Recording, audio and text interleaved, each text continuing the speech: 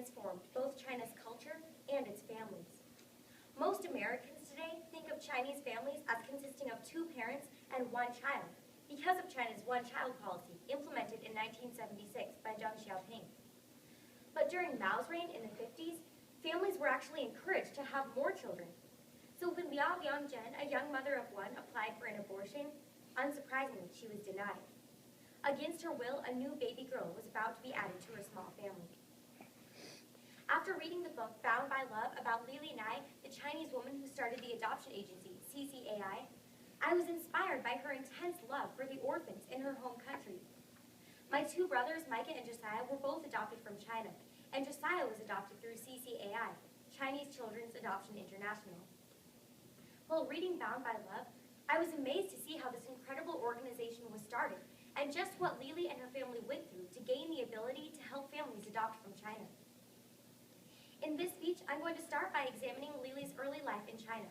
Then I'll talk about her life in America, and lastly, I'll share with you the agency that she started, Chinese Children's Adoption International. So first, let's start with Lili's childhood. Lili was born on July 12, 1963 to Liangzhen and Guangqian. She was their second daughter, but their first unwanted child. Liangzhen had no desire of bringing into her family another mouth to feed, even though she was better off than most with her husband's government job and her job as an accountant. But when she applied for an abortion, she was denied, and soon a new baby girl was brought into her small home. As Lili grew older, her parents saw in her the same independence and strong will that her mother had. After graduating high school, Lili enrolled in law school, and she soon became a well-known lawyer. It was at law school that Lili met her future husband.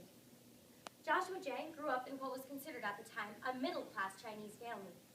The small house he shared with his family had no heat, and they rarely had anything but congee, a watery rice soup, to eat. After graduating from the Dalian University, Joshua began teaching English at the law school Lili attended. The first time he saw her, Joshua knew that this stunning young woman of 21 would someday be his wife. Lili had inherited her mother's beauty, and she was used to being noticed. Not only was she beautiful, she was also smart and very talented, so she was not surprised when the young teacher showed an interest in her. She tried to brush him aside like she did all the other students who pursued her, but he would not go away, despite the apparent one-sided enthusiasm of their relationship. But even Lili couldn't help but notice how much more persistent he was than the other young men. Still, Lili didn't think much of Joshua Jiang until the day he received a letter that would finally bring them together. For 4 years, Joshua had kept in contact with a woman from the United States. In China, on a missions trip, she had offered a tract to Joshua at a time when it was against the law to read a Bible. Joshua, while studying at the university, had miraculously obtained access to a hidden Bible in the forbidden teacher's lunchroom. Every day he read it, hungrily learning more about what he was not quite ready to believe. It was on that day, with that woman, that Joshua finally put his faith in Christ. She was the only one he had told about his secret Bible, but she knew the importance of it. Quickly, she jotted down her address on the back of the tract she handed Joshua before leaving. Now the well-to-do woman from Florida offered to be Joshua's sponsor if he would come to the United States and attend a Bible college. Overwhelmed at the offer, Joshua knew that this woman realized what an opportunity she was giving the young man she had met for just one day. There was no doubt in Joshua's mind that this was what God wanted him to do. The only drawback was leaving Lili. The day Joshua showed Lili the letter was the day he asked her to marry him. He didn't know when they could get married, but he knew they had to be engaged before he left. It was then that Lili finally realized she was in love with Joshua, and she said yes. Not long after, Lili also put her faith in Christ. Watching Joshua leave wasn't easy for Lili, but after one semester, she finally joined her fiancé in America, where she would stay for 6 months. During this time, the young couple got married.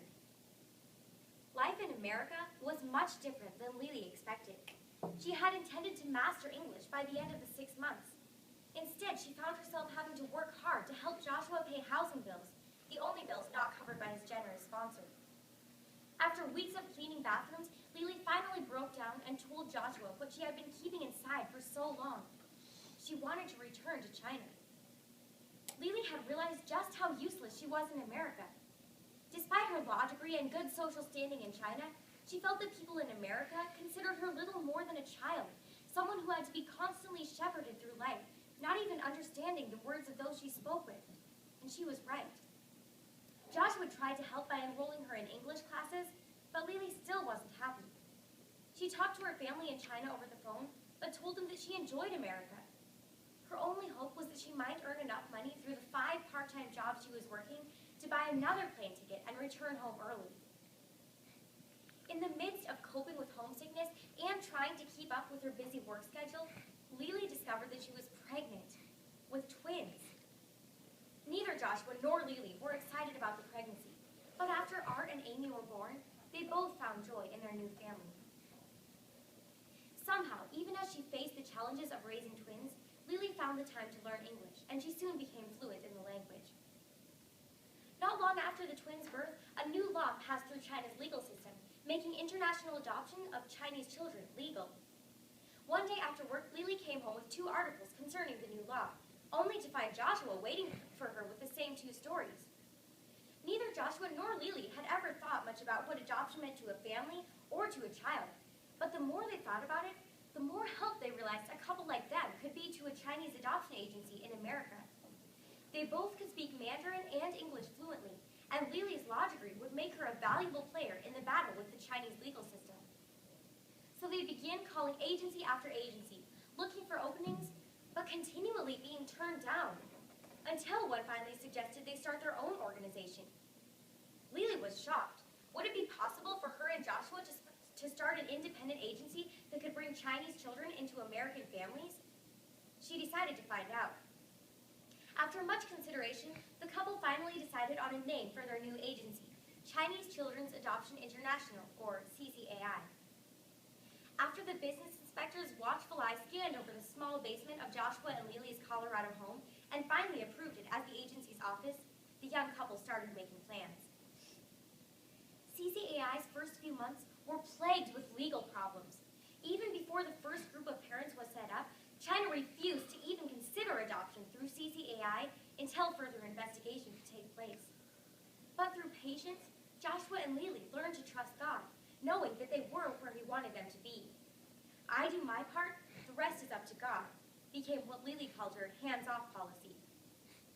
On April 8, 1994, less than 2 years after the start of CCAI, 6 beaming couples walked through the gates of the Colorado airport, having traveled halfway around the world and back, but returning with a new baby girl in the arms of each mother. Every year after 1994, as the word of CCAI spread among the grateful couples who had adopted, more and more couples applied to adopt one of China's hundreds of thousands of orphans. As their agency grew, Lily and Joshua eventually got their own offices outside of their home. Every time Lily brought a group of expectant parents through one of China's orphanages, she felt called to help the Chinese orphans in more ways than adoption. After raising thousands of dollars, the couple was eventually able to transform one of China's cold, damp orphanages into a real home for the hundreds of babies in need of one. A place where the abandoned children would be adequately cared for before they could be adopted into a loving family. The name of the new orphanage is the Lily Orphan Care Center. Since the opening of the first center, CCAI has transformed 7 other orphanages into Lily Orphan Care Centers. Chinese Children's Adoption International has helped bring over 10,000 Chinese children into American families, one of them being my brother, Jana James, who was adopted in CCAI's 11th year of existence, 2003. CCAI has had such an amazing impact on so many lives that it was ranked the #1 organization in the world by the China Center for Child Welfare and Adoption.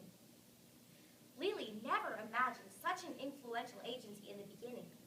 She pictured helping a few couples get their kids and then retiring. But after 20 years, this agency is still bringing Chinese children into American families, all because Lily did what God called her to do. In conclusion, this speech has brought to light the major accomplishments of Lily Nye by examining first her early life in China, then her life in America with Joshua, and lastly, the agency that was started because of her. I consider Lily not only a very influential woman, but also a role model. Her life was not easy, to say the least, but she always did what she knew God was calling her to do, no matter how difficult it was. Lily's life has impacted the lives of over 10,000 families in America, mine being one of them. And I am so glad that she spoke out for the thousands of